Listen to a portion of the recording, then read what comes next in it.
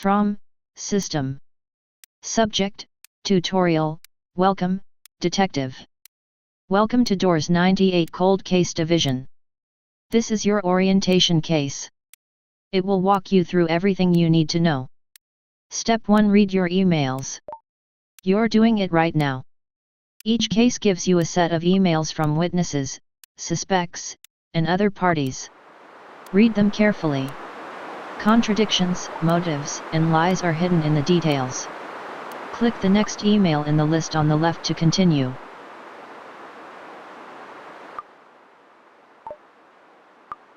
From System. Subject Tutorial Case Photos. Step 2: Examine the photos. Open the case photos icon on the desktop. Each case has a set of evidence photos with descriptions. Use the previous/next buttons to browse them. Photos contain forensic details, witness descriptions, and physical evidence that may confirm or contradict what suspects tell you.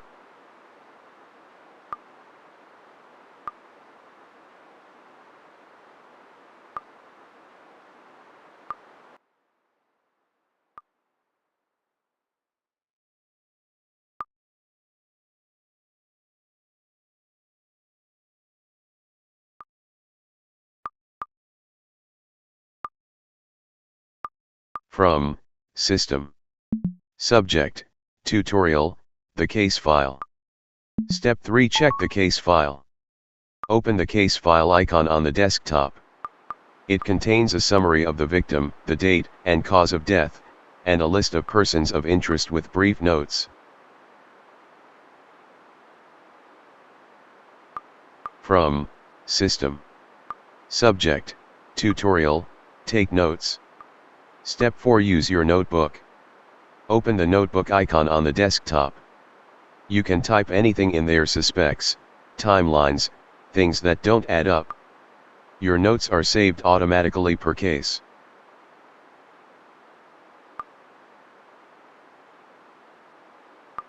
From System. Subject Tutorial Evidence Board. Step 5: The Evidence Board. Open the Evidence Board icon on the desktop. This is your corkboard. Right-click anywhere on the dartboard to add a sticky note. You can choose from 5 colors. Use them however you like. Yellow for suspects, blue for alibis, red for lies, whatever works for you. Notes can be dragged around the board. Click the On a note to delete it. All notes are saved automatically per case. This is where detectives connect the dots.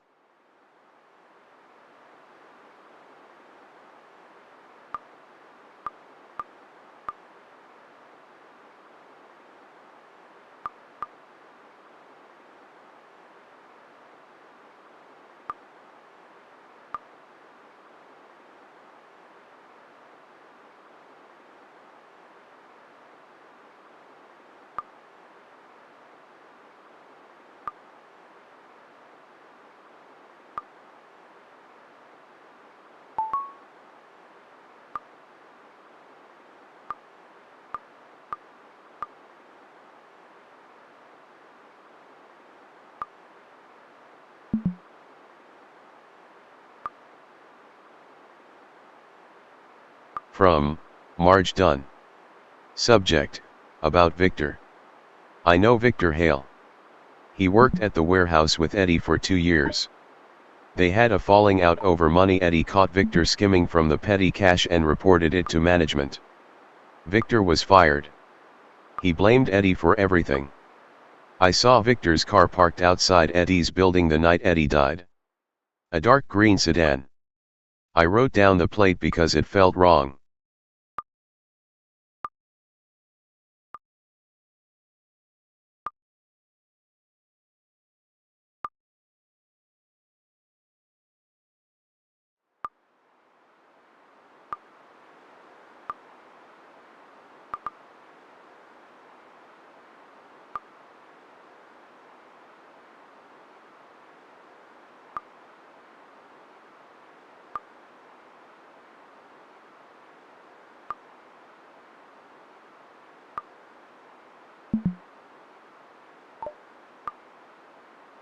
From Victor Hale. Subject: I had nothing to do with it. I don't know what Marge told you, but she's always had it out for me. Yes, I was angry at Eddie. He got me fired over $40. But I was home that night. Alone. I don't own a green sedan, I drive a pickup truck. You can check the DMV. I'm sorry Eddie's dead. We had history but I didn't kill him.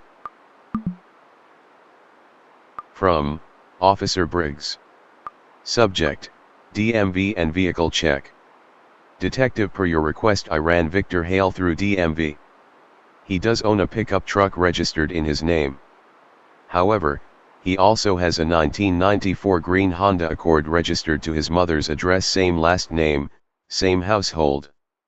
The plate Marge Dunn wrote down matches the Accord. Hale lied about the car. From Cold Case Division Awards Office. Subject: Tutorial, Achievements. Step 6: Achievements. As you solve cases, you will receive achievement notifications by email just like this one. Achievements are awarded for solving each individual case, solving your first case, solving 3 cases in a row without a wrong accusation, solving all 10 cases. They appear as a pop-up in the corner of your screen. You earned your first one just by completing this tutorial. Good luck, detective.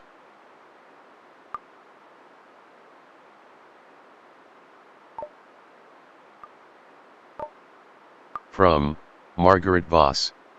Subject: Richard's passing. Detective: I want to be fully cooperative. Richard and I had a strong partnership. I was at the Meridian Hotel conference all day Thursday. The front desk, the catering staff, and 3 colleagues can confirm it. I have nothing to hide. I will say this: Richard told me 2 weeks ago that he and Sandra had been having serious problems. He mentioned she had discovered he was planning to revise his will.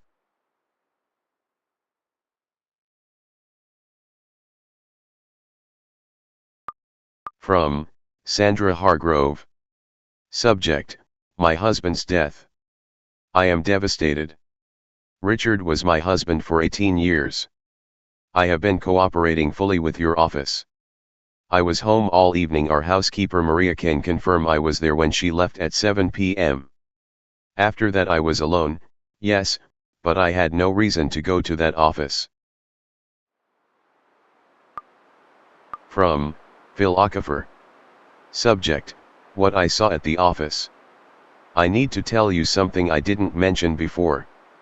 Around 8:45 p.m. on the night Richard died, I came back to the office to retrieve a file I'd forgotten. The lobby camera would have caught me. I also saw Sandra Hargrove's car, a silver Volvo, parked in the side lot. I assumed Richard had asked her to meet him. I didn't think it was my place to say anything.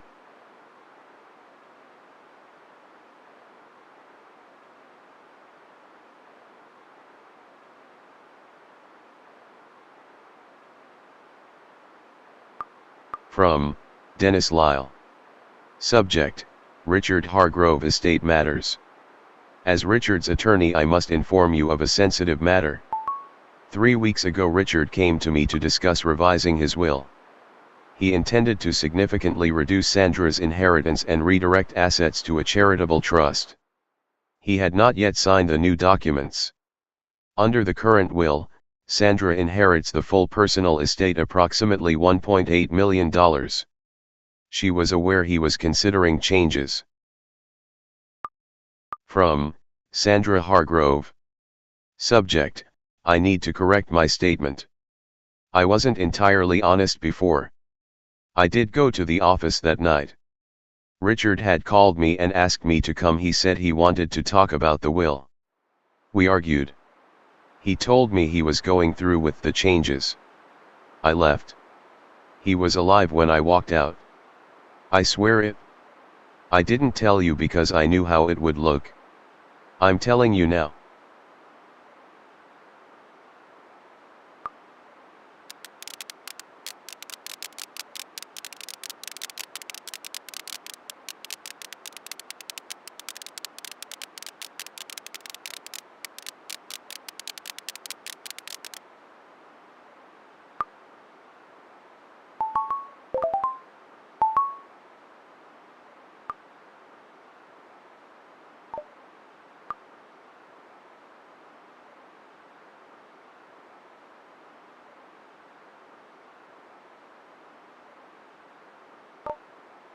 From Tommy Reeves. Subject, about Sylvia. I know I'm going to be looked at first. Yes, we broke up badly. But I was at Donovan's bar all night, the bartender, the bouncer, 3 friends. I didn't leave until 1 a.m. I have nothing to hide. I want whoever did this found. From Carla Fontaine. Subject, Sylvia's state of mind. Sylvia was happy. She'd been going to the marina for months to sketch at night. She loved the quiet.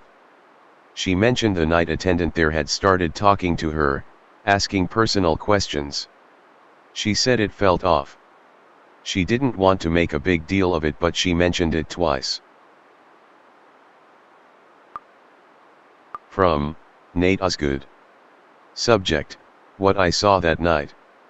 I'm the night attendant at Lakeview Marina. I saw Sylvia arrive around 10:30 like she sometimes did. I didn't see anyone else on the dock that night. I found her sketchbook on the dock around midnight and called it in. I don't know what happened.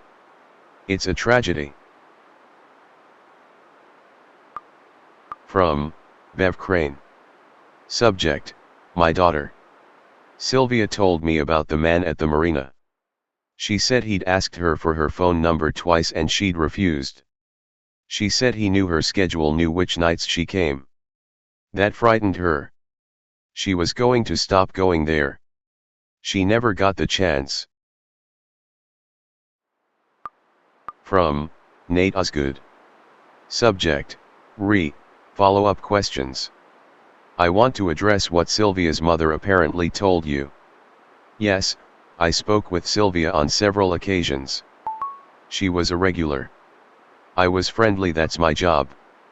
I did not follow her or harass her. I was at my post all night. The dock camera will show that. Actually, I should mention the dock camera had a malfunction that night. The footage is unavailable. I reported it to my supervisor the next morning.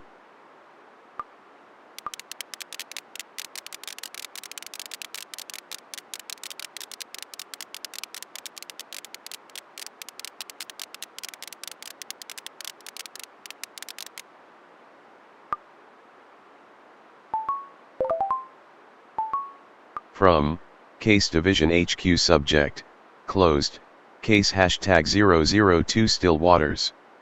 Detective. Your accusation has been reviewed and confirmed by this office. Nate Osgood has been taken into custody and charged accordingly. The evidence you compiled was sufficient for prosecution. This case is now officially closed. Well done. Case Division HQ. From Derek Holt. Subject, regarding Chef Bellini. I've worked beside Marco for 4 years. I respected him as a chef even when things got difficult between us. Yes, we had a disagreement about the menu direction. That's a creative difference, not a motive for murder.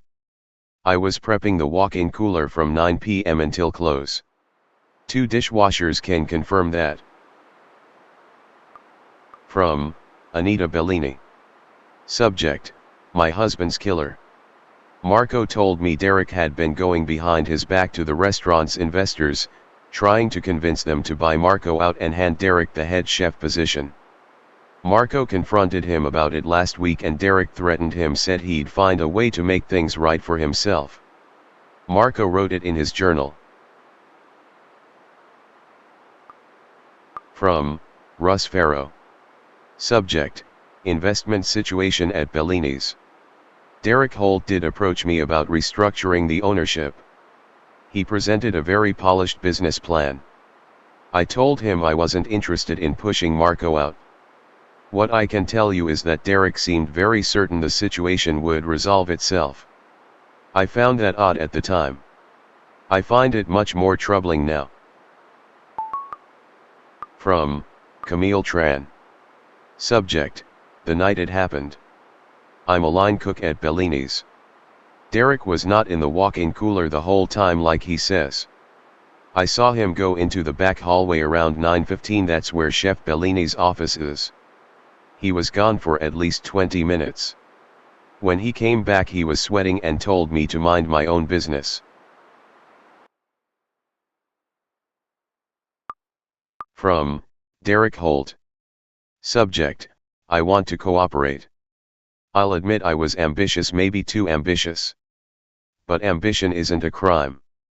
I did step away from the cooler briefly to use the restroom, which I forgot to mention. That's all. I did not go to Marco's office. Camille has had a grudge against me since I corrected her knife technique in front of the staff. Please consider the source.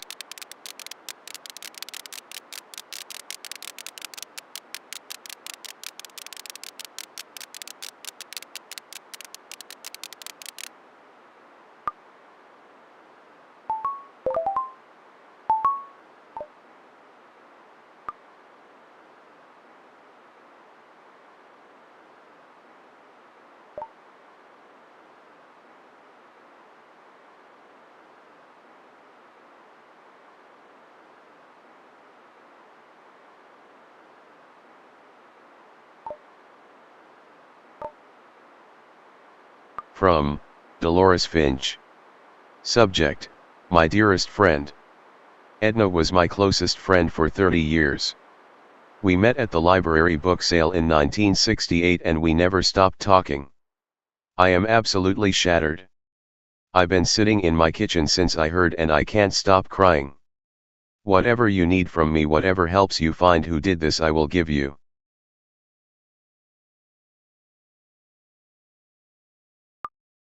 From Karl Marsh. Subject: My Aunt Edna. I know I'm going to be looked at first. Yes, Aunt Edna and I had a falling out over money. But I want you to know something. She told me 2 weeks ago that she was changing her will. She said she'd already spoken to her attorney. She also mentioned that Dolores had been acting strangely about it. I didn't understand what she meant at the time. From Vera Stills. Subject: Edna Marsh colleague statement. Edna confided in me about her will about 3 weeks ago. She said she had made a decision years ago that she now regretted that she had named Dolores Finch as a secondary beneficiary in an older version of the will, and that she was finally having it revised. She said Dolores had found out somehow and had been cold to her ever since. Edna was hurt by it. She said she never thought Dolores was that kind of person. From Howard Peck. Subject: I was at the library that night. I was at the library until closing. I saw Ms. Marsh speaking with an older woman near the periodicals around 8:15. They seemed to be having a quiet but tense conversation. The woman was maybe late 60s, heavy set, gray hair in a bun, wearing a tan coat. She left before Ms. Marsh went back to the stacks. I didn't think anything of it at the time. From Dolores Finch. Subject: a few questions. Yes, I was at the library that evening. I go every Thursday, it's been my routine for years. Edna and I spoke briefly. We had been a little distant lately, I won't pretend otherwise. We had a small disagreement about something personal. But I left at closing time with everyone else. I walked home. I did not go back into the stacks. I would never hurt Edna. She was the best friend I ever had.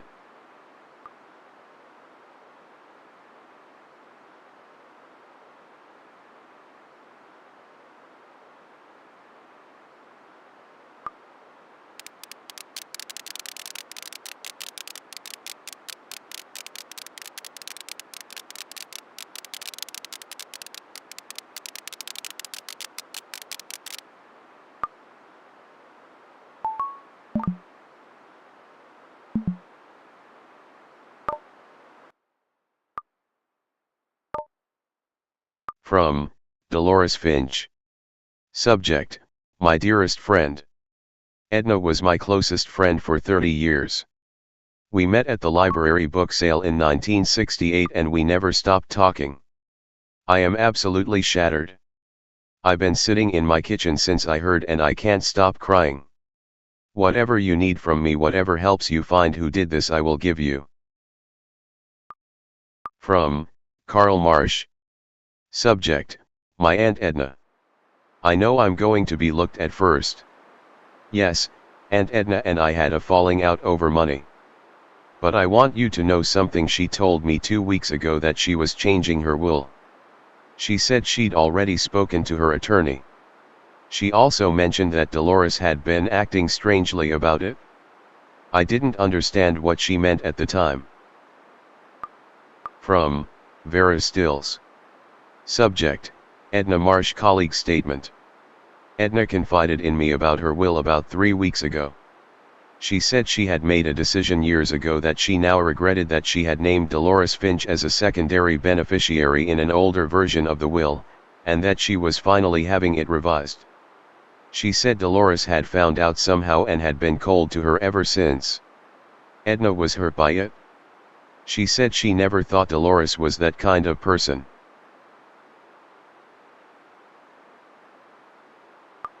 From Howard Peck. Subject: I was at the library that night. I was at the library until closing.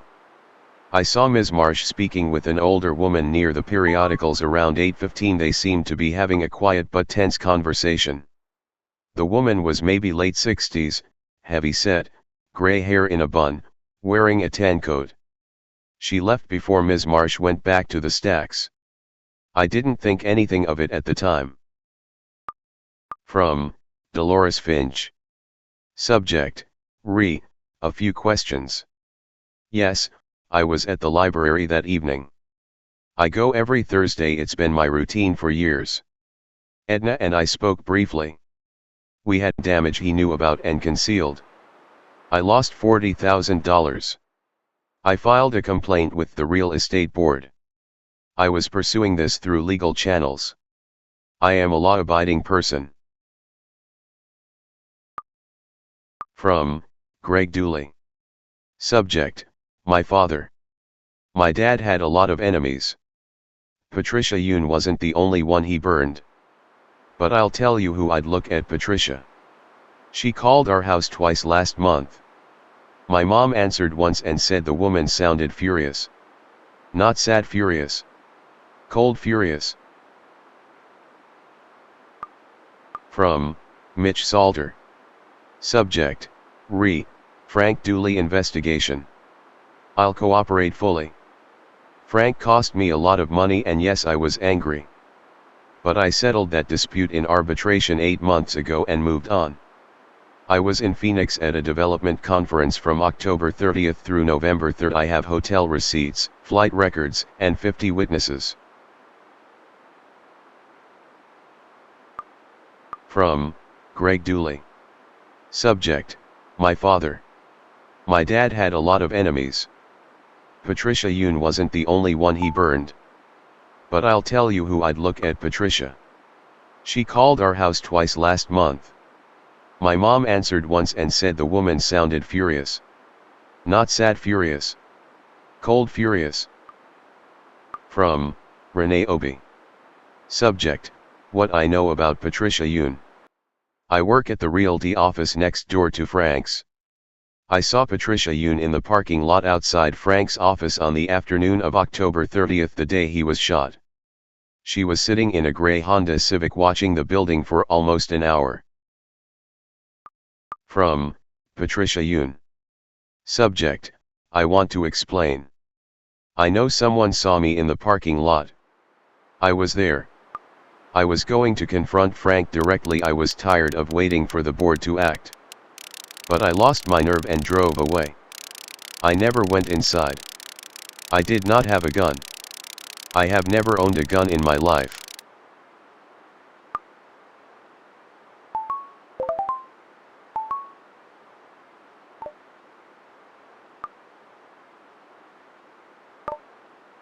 From Desmond Farr. Subject: James Whitmore. A terrible loss. James was my partner and my friend for 11 years. I am devastated. I was at the office until 7 p.m. that evening. Our project manager Liz Okafor can confirm it, and then I went directly to dinner with a client at the Meridian. I have the receipt. I did not go near Caldwell Tower that night.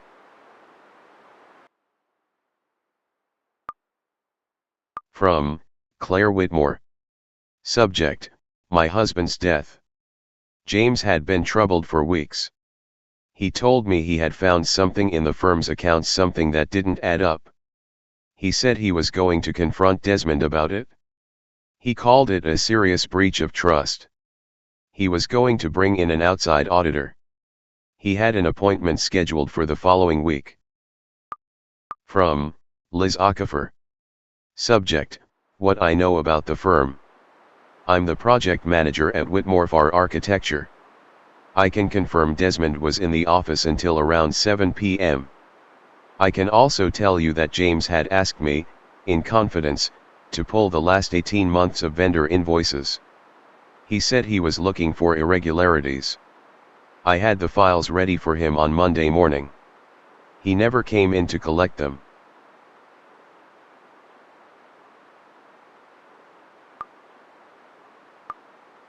From Stuart Bain.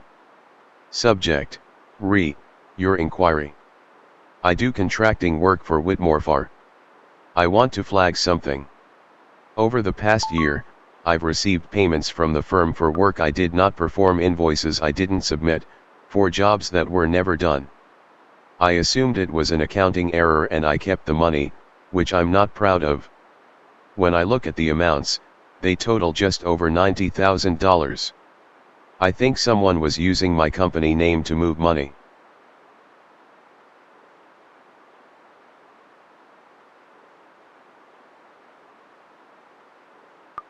From Desmond Farr.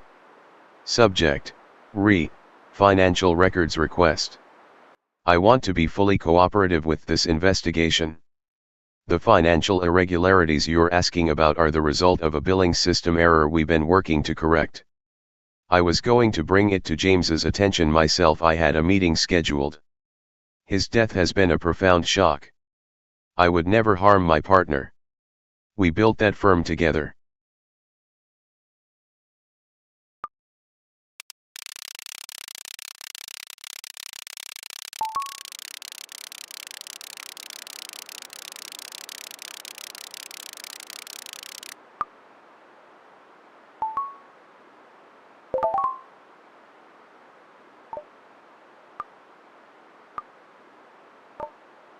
From Gary Reyes. Subject: my wife. Donna was everything to me. We had our problems like any couple, but I loved her. I was home all evening. I ordered a pizza around 8 p.m., the delivery driver can confirm it. I fell asleep on the couch watching television. I didn't even know she was gone until the hospital called at 2 a.m. I still can't believe it. From Nurse Patty Sims. Subject: what Donna told me. Donna had been planning to leave Gary for months. She confided in me about it. She said the marriage had become frightening, that Gary had a temper and that she was scared of what he might do if she told him directly. She had been quietly moving money into a separate account. She had already spoken to a divorce attorney. She was waiting until she had enough saved to disappear cleanly. From Dr. Alan Frost. Subject: Donna Reyes professional statement. I was in surgery from 9 p.m. until well past midnight. The OR log is complete and unambiguous. I want to help in any way I can. I'll tell you what I know about Donna's personal situation. She mentioned to me about 3 weeks ago that she was having serious trouble at home. She seemed frightened. She asked me if the hospital had any resources for staff in difficult domestic situations. From Dr. Connie Wu. Subject: life insurance. What I found. I was helping HR with Donna's personnel file and I noticed something. Donna had updated her life insurance beneficiary designation 8 months ago. She changed it from Gary Reyes to her sister, Carol Mendez. The policy is worth $150,000. I don't know if Gary knew about the change. I thought you should. From Gary Reyes. Subject, re, insurance policy. Yes, I knew about the policy change. Donna told me she was updating her paperwork and I didn't think much of it at the time. I didn't know she'd changed the beneficiary until after she died. I'm not going to pretend that didn't hurt. But I didn't kill my wife over a life insurance policy. I loved her. Whatever problems we had, I loved her.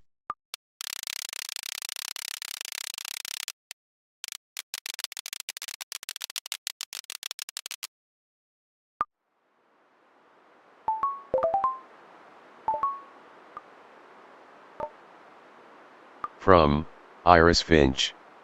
Subject, my father's death. My father was everything to me. I've been running the shop's books for 3 years. I know every piece in that back room. Whoever did this knew the layout. They went straight for the vase. I want Gus Tamble. I looked at. He's been obsessed with that piece for years and he has a temper.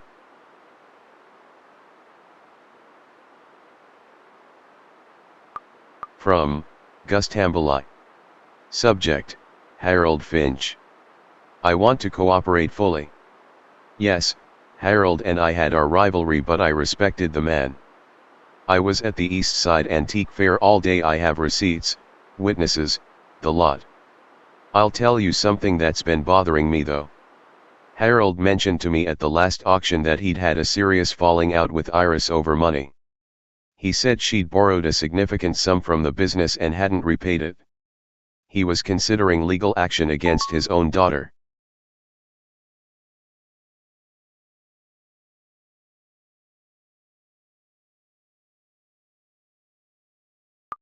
From Leonard Price. Subject, the Finch family situation. Harold confided in me about 3 weeks ago.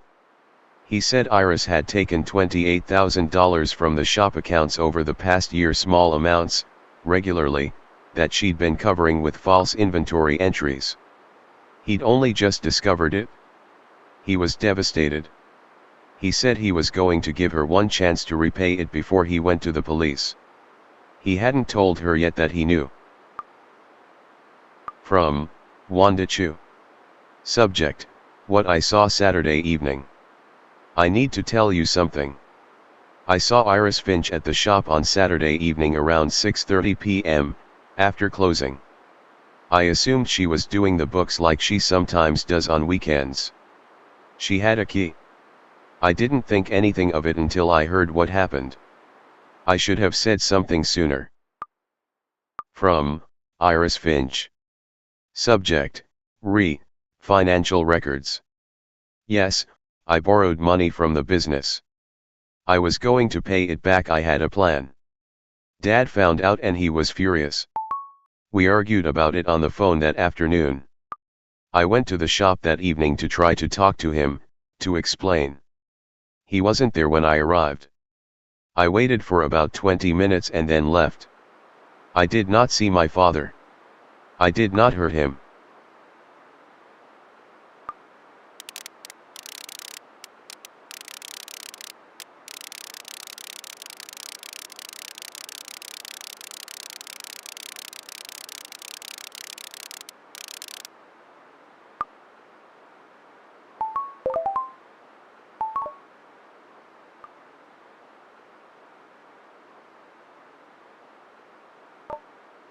From Hector Vega. Subject, what happened at the garage? Ray was a good boss. I've worked for him for 6 years. I left at 6 p.m. like always. Ray was still in the office doing paperwork. Pete had already gone. I went home, had dinner with my wife, watched the news. I didn't hear what happened until the next morning. I'm still in shock.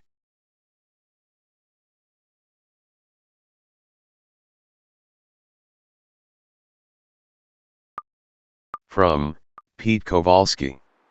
Subject, my brother Ray. I know I'm going to be looked at first. Yes, Ray and I had a falling out over the will.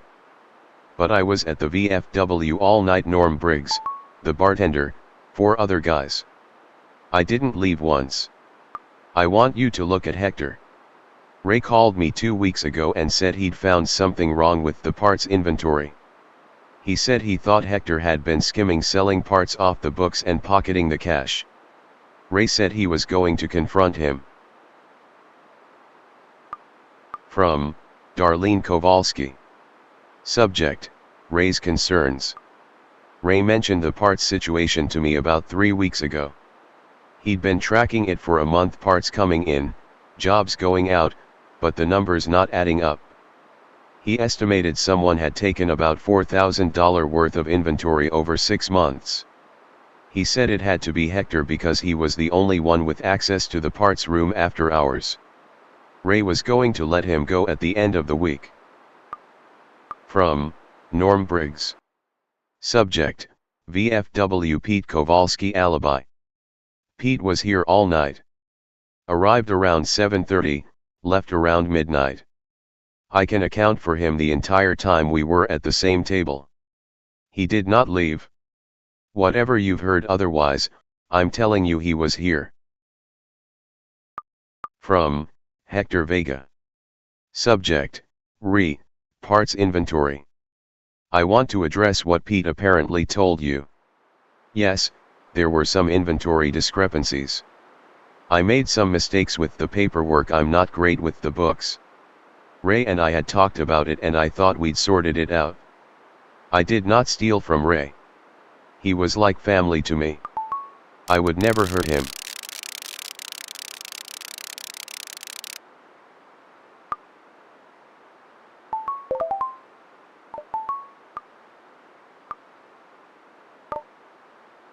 From Owen Marsh. Subject: Dr. Vance. I'm devastated. Dr. Vance was my advisor for 3 years. Whatever our recent academic disagreements, I respected her enormously. I was in the university library until it closed at 11 p.m. The librarian on duty can confirm I checked out 2 books at 10:45. I then went home. From Dr. Paul Renner. Subject: Owen Marsh academic situation. Owen Marsh's dissertation was rejected by Dr. Vance 2 weeks ago, a rejection that would effectively end his academic career after 6 years of doctoral work. Owen filed a formal grievance and made several alarming statements in my office, including that Dr. Vance was destroying his life and that she would answer for it. I documented these statements at the time. From Fiona Vance. Subject: my mother. My mother said Owen had become erratic and that she had started locking her office door. She received a note slipped under her door the week before she died. She showed it to me. It said, "You will regret this." I found it in her desk. I'm bringing it to you today. From Tasha Obi. Subject: the library alibi. Owen Marsh did check out books at 10:45 p.m., that's correct. But I need to clarify, I did not see him continuously in the library before that. He came to the desk at 10:45 but his name is not on the sign-in sheet. He could have entered through the side door, which doesn't require sign-in. From Owen Marsh. Subject: library records. I always use the side entrance, everyone does, it's closer to the stacks.